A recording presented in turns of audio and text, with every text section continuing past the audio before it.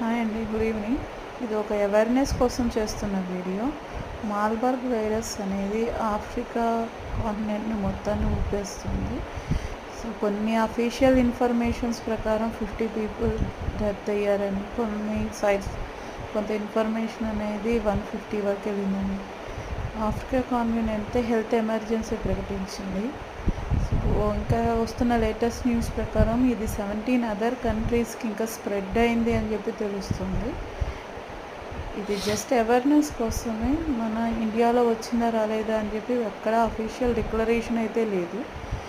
మన ప్రికాషన్స్ అనేవి ఇంపార్టెంట్ కదా. Everyone be careful.